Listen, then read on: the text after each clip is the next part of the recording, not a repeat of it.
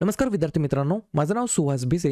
स्वागत आहे तुमचं सर्वांचं परत करंट अफेअर्स मराठी या आपल्या मायबोली भाषेतील एज्युकेशनल यूट्यूब चॅनलमध्ये. विद्यार्थी मित्रांनो, आज आहे नवीन वर्षाला सुरुवात झाली आहे. 2024 मधील पहिला दिवस आहे 1 जानेवारी 2024. आजच्या दिवसाचे जेवढेही चालू घडामोडीचे महत्त्वाचे टॉप प्रश्न बनत असतील ते सर्व प्रश्न आपण या व्हिडिओच्या माध्यमातून पाहणार आहोत. तरी सर्वप्रथम आपण जर नवीन असताल, पहिल्यांदाच या चॅनलवरील व्हिडिओ पाहत असताल तर चॅनलला या ठिकाणी अवश्य सबस्क्राईब सुद्धा करून घेऊ शकता. ठीक आहे, चला तर मग आपण आजच्या व्हिडिओला सुरुवात करूया. त्या अगोदर कालच्या वर्षी शेवटच्या दिवशी जो काही शेवटचा प्रश्न विचारला होता त्या प्रश्नाचं उत्तर जाणून घेऊया. काय होता प्रश्न? कच्च्या तेलाच्या खरेदीसाठी भारताने प्रथमच कोणत्या देशाला स्वतःच्या करन्सीमध्ये या ठिकाणी पेमेंट केलेलं आहे, म्हणजेच रुपयामध्ये पेमेंट केलेलं आहे? तर बऱ्याच विद्यार्थी मित्रांनी अगदी योग्य उत्तर टाईप करून सांगितलं आहे. पर्याय क्रमांक बी, UAE हे या प्रश्नाचं योग्य उत्तर असणार आहे. ठीक आहे, तर जे काही कच्चं तेल आहे त्याच्या खरेदीसाठी भारताने प्रथमच UAE या देशाला रुपयांमध्ये पेमेंट केलेलं आहे. ठीक आहे, जसं की तुम्हाला माहित आहे आज काय आहे? 1 जानेवारी 2024. मी तुम्हाला फक्त 2 ते 3 गोष्टी सांगतो. पहिली गोष्ट लक्षात असू द्या, कधीही स्वतःचं जे काही एम आहे, ड्रीम आहे, स्वप्न आहे त्याच्यावरती विश्वास ठेवा, स्वतःवरती विश्वास ठेवा. दुसरी गोष्ट, तुमचं जे काही स्वप्न आहे, तुमचं जे काही ड्रीम आहे त्या स्वप्नासाठी तुम्ही जी काही मेहनत घेता ती मेहनत तुम्हाला बिलकुल या ठिकाणी तुटू द्यायची नाहीये. ती मेहनत तुम्हाला वारंवार परत रिपीट करायची आहे. आणि तिसरा पॉईंट, कधीही लक्षात ठेवा, स्वप्नांसाठी करत असलेल्या प्रयत्नांमध्ये तुम्ही जे काही प्रयत्न करता त्याच्यामधील जी काही कन्सिस्टन्सी आहे ती तुम्हाला बिलकुल ब्रेक होऊ द्यायची नाही. ठीक आहे, सर्वांना नवीन वर्षाच्या हार्दिक परत एकदा शुभेच्छा. तुमचे सर्वांचे स्वप्न कंप्लीट व्हावे. या वर्षी एक डेडलाईन घ्या की या वर्षी मी फायनल अभ्यास करणार, मन लावून अभ्यास करणार आणि एक तरी पोस्ट अचीव्ह करणार. ठीक आहे, प्रश्न क्रमांक पहिला, ITBPचे नवीन महासंचालक म्हणून कोणाची नियुक्ती करण्यात आलेली आहे? प्रश्न क्रमांक पहिल्याचं योग्य उत्तर आहे पर्याय क्रमांक डी, राहुल रसगोत्रा असं त्यांचं नाव आहे. काय नाव आहे? राहुल रसगोत्रा असं त्यांचं नाव आहे. ITBPचे नवीन डिरेक्टर जनरल म्हणजेच महासंचालक म्हणून त्यांची नियुक्ती करण्यात आलेली आहे. ठीक आहे, ITBP या गटाबद्दल, या दलाबद्दल 2-4 पॉईंट्स ते लिहून घ्या. पहिला पॉईंट, याचा फुल फॉर्म लिहून घ्या. ITBPचा फुल फॉर्म आहे इंडो तिबेटन बॉर्डर पोलीस. या ठिकाणी मराठीमध्ये म्हणता येईल इंडो तिबेट सीमा पोलीस, ज्याची स्थापना 1962 ला झाली. मुख्यालय आहे नवी दिल्ली या ठिकाणी. आणि आपण आत्ताच पाहिलं महासंचालक आहेत राहुल रसगोत्रा. आणि ITBPचा जो काही मोटो आहे, ब्रीदवाक्य आहे ते काय आहे? ब्रेव्हरी, प्रिझर्व्हरन्स आणि डेडिकेशन. अशा प्रकारचं काय आहे? ब्रीदवाक्य आहे, मोटो आहे. ठीक आहे, पहिला प्रश्न कशाबद्दल आहे? महासंचालकाबद्दल. दुसरा प्रश्न त्याच प्रश्नावरती अवलंबून आहे. CISFच्या पहिल्या महिला महासंचालक कोण बनलेले आहेत? 2 नंबरच्या प्रश्नाचं योग्य उत्तर आहे पर्याय क्रमांक सी, नीना सिंग हे या प्रश्नाचं योग्य उत्तर असणार आहे. 2-3 स्टार मार्क करून ठेवा, 100% हा प्रश्न विचारला जाणार. CISF फुल फॉर्म लिहून घ्या, सेंट्रल इंडस्ट्रियल सिक्युरिटी फोर्स, मराठीमध्ये म्हणता येईल केंद्रीय औद्योगिक सुरक्षा दल, ज्याची स्थापना 10 मार्च 1969 ला झाली आणि मुख्यालय आहे नवी दिल्ली या ठिकाणी. दोन्ही प्रश्न आपण पाहिलं या ठिकाणी एखाद्या महत्त्वाच्या दलाच्या महासंचालकाबद्दल. तर लगेच भारतामध्ये जे काही महत्त्वाचे दल आहेत त्यांचे जे काही लेटेस्ट महासंचालक आहेत त्याच्यावरती आपण एकदा नजर टाकूया. जसं की BSFचे महासंचालक आहेत नितीन अग्रवाल, CRPFचे आहेत अनिश दयाल सिंग, CISFचे आहेत या ठिकाणी नीना सिंग, ITBPचे आहेत राहुल रसगोत्रा, SSBचे आहेत रश्मी शुक्ला, NSGचे आहेत महासंचालक आहेत MA गणपती, IBचे आहेत तपन कुमार डेका, रॉचे आहेत महासंचालक रवी सिन्हा, CBIचे आहेत प्रवीण सूद, ICGचे आहेत राकेश पाल, बॉर्डर रोड ऑर्गनायझेशन ज्याला आपण बोलतो BRO त्याचे महासंचालक आहेत रघु श्रीनिवासन आणि SPGचे आहेत संचालक आलोक शर्मा. या गोष्टी समजल्या? ठीक आहे, आज आहे 1 जानेवारी 2024. जसं की तुम्हाला माहित आहे ज्या विद्यार्थ्यांनी पेमेंट केलेलं आहे त्यांना आज या ठिकाणी संध्याकाळी 7 वाजता त्यांच्या व्हॉट्सअपला जानेवारी 2023 ते डिसेंबर 2023 या संपूर्ण 12 महिन्याची PDF तुम्हाला या ठिकाणी देण्यात येणार आहे. या संपूर्ण PDF मध्ये तुम्हाला टोटल 12च्या 12 महिन्याचे वन लाइनर क्वेश्चन भेटणार आहेत. 2023 मध्ये झालेल्या महत्त्वाच्या परीक्षांमधील आलेले चालू घडामोडीचे प्रश्न तुम्हाला याच्यामध्ये ऍड करून दिले जातील आणि सोबत परीक्षेच्या दृष्टिकोनातून अत्यंत महत्त्वाची काही 25, 30, 35 मुद्दे आहेत त्याच्यावरती सुद्धा तुम्हाला वन लाइनर सेपरेट क्वेश्चन बघायला भेटणार आहेत. अजून पण ज्या पण विद्यार्थ्यांनी पेमेंट केली नाहीये आज या ठिकाणी तुम्ही पेमेंट करू शकता. या स्कॅनरला डायरेक्ट तुम्ही स्कॅन करून 99 रुपये तुम्हाला सेंड करायचे आहेत. कुठे सेंड करायचे आहेत? तर 96 730 58 600 हा माझा मोबाईल मोबाईल नंबर आहे सुहास धर्मराज भिसे. हे नाव आल्यानंतर तुम्हाला 99 रुपयाचा स्क्रीनशॉट पाठवायचा आहे. आज संध्याकाळी 7 वाजता तुम्हाला PDF या ठिकाणी लगेच दिली जाईल. ठीक आहे, पाहूया पुढचा प्रश्न. प्रश्न क्रमांक 3. मी अशी आशा बाळगतो की जास्तीत जास्त विद्यार्थी ही PDF परचेस करतील. किंमत फक्त 99 रुपये आहे, परंतु कोणत्याही एक्झामची तुम्ही तयारी करा, 100% या PDF मधील आपल्या कंटेंट मधील प्रश्न फसणार आहेत म्हणजे आहेत. प्रश्न क्रमांक 3 काय म्हणतो, मॅन ऑफ द इयर 2023 या पुरस्काराने कोणाला सन्मानित करण्यात येणार आहे? 3 नंबरच्या प्रश्नाचं योग्य उत्तर आहे पर्याय क्रमांक बी, LP हेमंत के श्रीनिवासुलू असं त्यांचं नाव आहे. त्यांना या ठिकाणी मॅन ऑफ द इयर 2023 या पुरस्काराने सन्मानित करण्यात आलेलं आहे.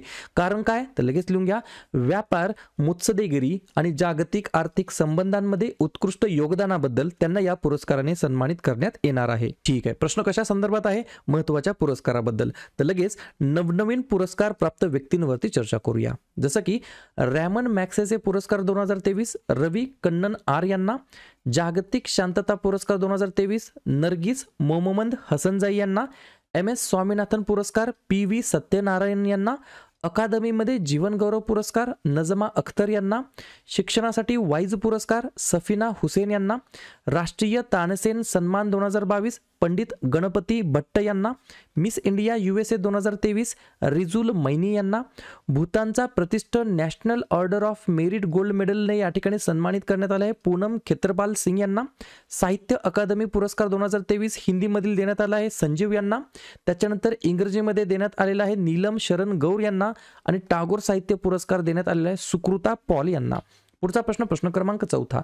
दरवर्षी DRDO स्थापना दिवस केव्हा साजरा करण्यात येत असतो? 4थ्या नंबरच्या प्रश्नाचं योग्य उत्तर आहे पर्याय क्रमांक ए, आजच्या दिवशी.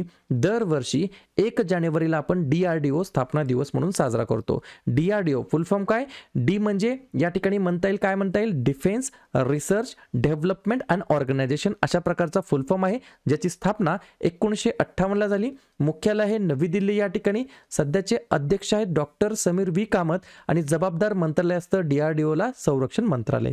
ठीक आहे, या ठिकाणी पहिल्याच दिवशी प्रश्न कशा संदर्भात आहे? महत्त्वाच्या दिवसाबद्दल. तर लगेच जानेवारी महिन्यातील जे काही महत्त्वाचे दिवस आहेत त्याच्यावरती आपण लगेच रिव्हिजन टाकूया. जसं की 1 जानेवारीला 2 दिवस असतात, जागतिक कुटुंब दिवस आणि DRDO स्थापना दिवस.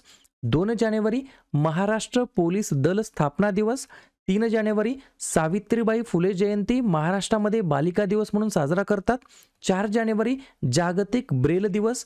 5 जानेवारी राष्ट्रीय पक्षी दिवस.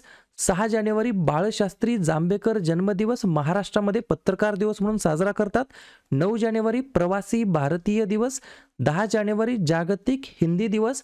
11 जानेवारीला 2 दिवस असतात, राष्ट्रीय मानवी तस्करी जागृती दिवस आणि लाल बहादूर शास्त्री पुण्यतिथी. 11 ते 17 जानेवारी अंतर्गत रस्ता सुरक्षा सप्ताह म्हणून साजरा करतात. 12 जानेवारीला असतो राष्ट्रीय युवा दिवस किंवा स्वामी विवेकानंद यांची जयंती आणि जिजाऊ मा साहेबांचा जन्मदिवस सुद्धा असतो याच दिवशी. 15 जानेवारीला आहे भारतीय सैन्य दिवस. 16 जानेवारीला आहे छत्रपती संभाजी महाराज राज्याभिषेक दिवस. 23 जानेवारी नेताजी सुभाषचंद्र बोस जयंती. 24 जानेवारी राष्ट्रीय बालिका दिवस. 25 जानेवारी राष्ट्रीय मतदार दिवस आणि राष्ट्रीय पर्यटन दिवस. 26 जानेवारी 2024 ला आपण प्रजासत्ताक दिवस साजरा करत आहोत 75 क्रमांकाचा आणि आंतरराष्ट्रीय सीमा शुल्क दिवस सुद्धा असतो. आणि 28 जानेवारी लाला लजपत राय यांची जयंती. क्लिअर? पुढचा प्रश्न, प्रश्न क्रमांक 5. 2023 मध्ये झालेली फाईड वर्ल्ड रॅपिड चेस चॅम्पियनशिप कोणी जिंकलेली आहे? 5व्या नंबरच्या प्रश्नाचं योग्य उत्तर आहे पर्याय क्रमांक डी, मॅग्नस कार्लसन असं त्या खेळाडूचं नाव आहे. या खेळाडूने या ठिकाणी वर्ल्ड रॅपिड चॅम्पियनशिप 2023 ही या ठिकाणी जिंकलेली आहे. प्रश्न आहे क्रीडा स्पर्धेबद्दल. तर लगेच नवनवीन या ठिकाणी लेटेस्ट ज्या काही क्रीडा स्पर्धा आहेत इंडिव्हिज्युअली कोणी जिंकल्या आहेत त्याच्यावरती चर्चा करूया. जसं की सर्वोत्तम पुरुष ट्रॅक ॲथलीट 2023 नोहा लायल्स यांना या ठिकाणी भेटलेला आहे, USAचे आहेत. सर्वोत्कृष्ट महिला ट्रॅक ॲथलीट 2023 पुरस्कार फेथ किपयोगोन यांना भेटला आहे, केनियाचे आहेत. United world wrestling rising star of the year 2023 अंतिम Panghal. ITF world champion award 2023 पुरुष वर्गातील भेटला आहे नोवाक जोकोविच यांना, जे की सेर्बियन टेनिसपटू आहेत. आणि महिला वर्गातील भेटला आहे आर्यना सबलेन्का यांना, जे की बेलारशियन टेनिसपटू आहेत. त्याच्यानंतर चेन्नई ग्रँड मास्टर्स 2023 ची जी काही बुद्धिबळ स्पर्धा होती ती जिंकली आहे डी गुकेश यांनी. सर्वोत्कृष्ट पुरुष धावपटू अपंग कॅटेगरीमध्ये पुरस्कार भेटला आहे सुमित अंतिल यांना आणि महिला धावपटूमध्ये अपंग कॅटेगरीमध्ये भेटला आहे शीतल देवी यांना. राष्ट्रीय बॅडमिंटन चॅम्पियनशिप 2023 महिला एकेरी जिंकलेला आहे स्पर्धा अनमोल खरब यांनी आणि पुरुष एकेरीची जिंकली आहे चिराग या खेळाडूने. पुढचा प्रश्न क्रमांक 6. पूजा धांडा कोणत्या खेळाशी संबंधित असलेली खेळाडू आहे? 6व्या नंबरच्या प्रश्नाचं योग्य उत्तर आहे पर्याय क्रमांक सी, कुस्ती, ज्याला इंग्रजीमध्ये म्हणता येईल रेसलिंग, या खेळाशी संबंधित आहेत. पूजा धांडा असं त्यांचं नाव आहे. 2-3 पॉईंट लिहून घ्या. माजी जागतिक आणि आशियाई चॅम्पियनशिप पदक विजेती महिला कुस्तीपटू पूजा धांडा असं त्यांचं नाव आहे. भारताच्या राष्ट्रीय उत्तेजक विरोधी संस्थेने 1 वर्षाची बंदी घातली आहे त्यांच्यावरती. 2022 मध्ये नाडाने पूजा धांडा हिच्यावरती 12 महिन्यांच्या कालावधीमध्ये बंदी घातलेली आहे. पूजा धांडा जर तुम्हाला असं विचारलं कोणत्या राज्याचे आहेत तर हरियाणा राज्याचे आहेत आणि 2019 मध्ये त्यांना अर्जुन पुरस्काराने सुद्धा सन्मानित करण्यात आलेलं होतं. पुढचा प्रश्न क्रमांक 7. फोर्ब्सच्या जागतिक सर्वाधिक पेड महिला खेळाडू 2023च्या यादीमध्ये प्रथम स्थानावरती कोण आहे? तर पर्याय क्रमांक बी, इगा स्विटेक असं त्यांचं नाव आहे. काय नाव आहे? इगा स्विटेक असं त्यांचं नाव आहे. पोलंड देशाला या बिलॉंग करतात खेळाडू. ते या ठिकाणी फोर्ब्सच्या जागतिक सर्वाधिक पेड महिला खेळाडूंच्या यादीमध्ये अव्वल स्थानी आहेत. पुढचा प्रश्न क्रमांक 8. CNN बिझनेसचे सीईओ ऑफ द इयर म्हणून कोणाला सन्मानित करण्यात आलेला आहे? तर पर्याय क्रमांक ए, मायक्रोसॉफ्टचे सीईओ सत्या नडेला हे या प्रश्नाचं योग्य उत्तर असणार आहे. त्यांना या ठिकाणी CNNने सीईओ ऑफ द इयर या पुरस्काराने सन्मानित करण्यात आलेला आहे. पुढचा प्रश्न क्रमांक 9. महाराष्ट्र राज्याचे उपमुख्यमंत्री देवेंद्र फडणवीस यांना कोणत्या देशाच्या कोयासन यांनी मानद डॉक्टरेट पदवी या ठिकाणी बहाल केलेली आहे? तर पर्याय क्रमांक डी, जपान हे या प्रश्नाचं योग्य उत्तर असणार आहे. तर जपान या देशातील कोयासन यांनी मानद डॉक्टरेट पदवी बहाल केलेली आहे. कोणाला? तर महाराष्ट्राचे उपमुख्यमंत्री देवेंद्र फडणवीस यांना. कुठून या ठिकाणी ही पदवी देण्यात आली आहे, डॉक्टरेट बहाल करण्यात आली आहे? तर जपानमधून. तर जपानबद्दल रिव्हिजन टाकूया. नवीन पंतप्रधान आहेत फ्युमियो किशिदा, राजधानी आहे टोकियो, चलन वापरलं जातं जपानी एन आणि भाषा वापरली जाते जपानीज. पुढचा प्रश्न क्रमांक 10. कोणत्या देशाच्या न्यायालयाने 8 माजी भारतीय नौदल अधिकाऱ्यांची जी काही फाशीची शिक्षा त्यांना देण्यात आलेली होती ती बदलून आता कारावासामध्ये ती शिक्षा बदललेली आहे? तर पर्याय क्रमांक सी, कतार हे या प्रश्नाचं योग्य उत्तर असणार आहे. अशा प्रकारे पुढचा प्रश्न क्रमांक 11. अलीकडेच मंत्रिमंडळाने भारत आणि कोणत्या देशासोबत स्थलांतर आणि गतिशीलता कराराला मंजुरी दिलेली आहे? तर पर्याय क्रमांक बी, इटली हे या प्रश्नाचं योग्य उत्तर असणार आहे. तर भारत आणि इटलीमध्ये या ठिकाणी स्थलांतर आणि गतिशीलता, मायग्रेशन असं या ठिकाणी इंग्रजीमध्ये म्हणता येईल, त्यासाठी या ठिकाणी जे काही करार होता त्याला मंजुरी देण्यात आलेली आहे. 2 पॉईंट लिहून घ्या. भारत आणि इटली या दोन देशांमधील लोकांशी संपर्क वाढवणे हा याच्या मागचा मेन पर्पज आहे. या करारानुसार इटलीमध्ये शिकणारे भारतीय विद्यार्थी त्यांचे शिक्षण पूर्ण केल्यानंतर 1 वर्ष इटलीमध्ये राहू शकणार आहेत. अशा प्रकारची ही काय आहे? पॉलिसी आहे किंवा करार आहे. अशा प्रकारे शेवटचा प्रश्न क्रमांक 12.